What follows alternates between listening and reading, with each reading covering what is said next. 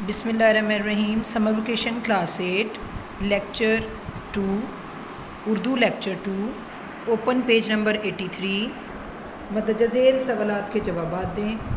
Pakistani hockey team के चंद नामवर खिलाड़ियों के नाम लिखें। नीज़ अपने पसंदीदा खिलाड़ी की तस्वीर चिस्पा करें यानी पेस्ट करें। जी बेटा, यहाँ पे हम कुछ खिलाड़ियों के नाम लिखेंगे जो हॉकी टीम के बहुत मशहूर हैं और उनमें से किसी एक की तस्वीर आपने यहाँ लगानी जो आपका पसंदीदा होगा। जी तो बच्चों, पाकिस्तानी हॉकी टीम के चंद नामवर मशहूर खिलाड़ियों के नाम हैं नसीर बुंदा, आतिफ हमीदी, मनीर डार, इस्लाहुद्दीन मुनव्वरुज़्ज़मा, मंजूर जूनियर, रशीद जूनियर, सलीम शेरवानी, समीउल्लाह, शहनाज शेख, अख्तर रसूल और हसन सरदार। ठीक है बच्चों, यहाँ पे आपने पिक्चर पेस्ट कर देनी है। नेक्स्ट क्वेश्चन है, पाकिस्तान के हॉकी स्टाइल को क्या कहा जाता है? पाकिस्तान के हॉकी स्टाइल को एशियाई स्टाइल कहा जाता है। हॉकी की एक टीम में कितने खिलाड़ी होते हैं? हॉकी की एक टीम में 11 खिलाड़ी होते हैं। Open page number 82। पांचवा खलीफा किसे कहा जाता है? पांचवा खलीफा अब्दुल अजीज़ को कहा जाता है। अदबी और गैर अदबी तहरीरों में फ़र्क वाज़ह करें। जी बच्चों, अदबी और गैर अदबी तहरीरों में फ़र्क है। साइंसी, जुग्राफियाई, नफ्सियाती, मौशती तहरीरें, अखबारी ख़बरें और सहाफ़ती कालम गैर अदबी तहरीरों में आते हैं, जबकि अदबी तहरीर वो होती है जिसमें हक़ाइक़ के साथ साथ जज्बात और एहसासात का बाहमी मिलाप हो। अगला सवाल है, मुसलमान मिसाली तालिब इल्म की सिफ़ात बयान करें। एक मुसलमान मिसाली तालिब इल्म सुबह सवेरे उठता है, कलमा शरीफ पढ़ता है, नमाज अदा करता है और कुरान पाक की तिलावत करता है। सफ़ा नंबर 81।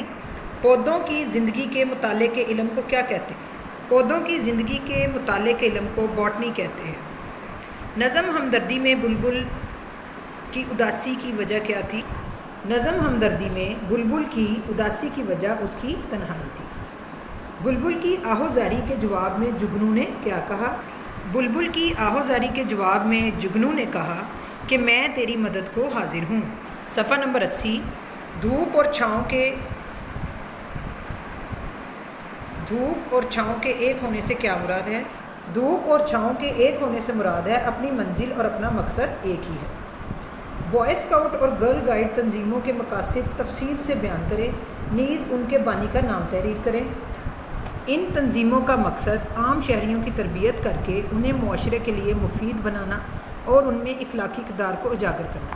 इसका मकसद ये भी है कि हर मुल्क अपने इलाकाई हालात, रहन सहन, मुआशरती तकाज़ों और अपनी ज़रूरियात के मुताबिक तरक्की कर सके और ये तंजीम इस सिलसिले में उनकी रहनुमाई करे।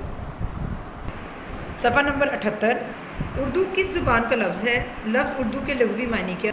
उर्दू तुर्की ज़ुबान का लफ्ज़ है। लफ्ज़ उर्दू के लग़वी मानी लश्कर के हैं। आगाज़ में उर्दू को किस नाम से पुकारा जाता था? अस्सलाम अलैकुम का क्या मतलब है? आगाज़ में उर्दू को उर्दू मौला के नाम से पुकारा जाता था।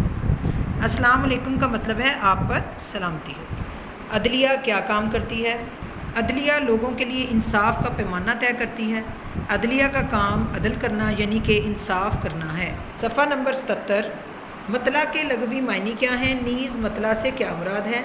मक्ता के लग़वी मायने तहरीर करें। नीज़ मक्ता से क्या मुराद है? मतला के मायने हैं उदय होने की जगह, ताज या सजावट। किसी भी नज़म के पहले शेर को मतला कहा जाता है। मक्ता के मायने हैं तराशा हुआ। किसी भी नज़म के आखिरी शेर को मक्ता कहा जाता है। इब्ने मरियम हुआ करे कोई, मेरे दुख की दवा करे कोई। इस शेर में रदीफ़ और काफ़िया की निशानदही करें। इस शेर में करे कोई रदीफ़ है और हवा दवा काफ़िया। बच्चों, रदीफ़ उस लफ्ज़ को कहते हैं जो एक ही लफ्ज़ नज़म में बार बार आए, जैसे करे कोई पूरी नज़म में। और काफ़िया उन अल्फाजों को कहते हैं जिनकी आवाज़ें एक जैसी हो, जैसे हवा दवा। ज़िंदगी है या कोई तूफ़ान है, हम तो इस जीने के हाथों मर चले। इस शेर में कौन सी शेरी इस्तिलाह इस्तेमाल की गई है? इस शेर में इस्तारा की इस्तिलाह इस्तेमाल की गई है। सफ़ा नंबर 76। एक मुसद्दस के हर बंद में कितने मिसरे होते हैं? एक रुबाई कितने मिसरों पर मुश्तमिल होती है? एक मुसद्दस के हर बंद में 6 मिसरे होते हैं। एक रुबाई 4 मिसरों पर मुश्तमिल होती है।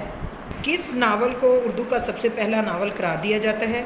नीज़ नावल, निगार, کا نام بھی تحریر کریں۔ میرات العروس کو اردو کا سب سے پہلا ناول قرار دیا جاتا ہے۔ اس کے لکھاری کا نام نذیر احمد دہلوی ہے۔ اردو نظم کا آغاز کس صدی میں ہوا؟ پاکستان کی سب سے بڑی عدالت کون سی ہے؟ پاکستان کا قومی ترانہ کس زبان میں ہے اور یہ کس نے لکھا؟ 12ویں صدی میں اردو نظم کا آغاز ہوا۔ سپریم کورٹ پاکستان کی سب سے بڑی عدالت ہے۔ پاکستان کا قومی ترانہ فارسی زبان میں ہے اور اسے حفیظ جالندھری نے لکھا ہے۔ علامہ اقبال کی تصانیف کے نام لکھیں، یعنی کہ کتابوں کے۔ شکوہ اور جواب شکوہ، بانگ درا، بال جبریل، ضرب المثل، عکس لالہ طور، عکس اسرار خودی، ارغمان حجاز، اسرار و رموز، جاوید نامہ، جوہر آئینہ انجم، خضر راہ، خطبہ صدارت اور کلیات اقبال۔ جی تو بچوں یہ سارا لیکچر آپ اچھے طریقے سے نیٹ رائٹنگ میں لکھ لیں اور سب کو آپ نے یاد بھی کرنا ہے۔ انشاءاللہ اگلے لیکچر میں آپ سے ملاقات ہوگی، تب تک آپ سارے یہ کوسچن آنسر جو ہیں اچھے طریقے سے یاد کر لیں اور اپنے آپ کو محفوظ رکھیں۔ باہر کسی نے نہیں جانا، گھروں میں رہیں، محفوظ رہیں۔ اللہ حافظ۔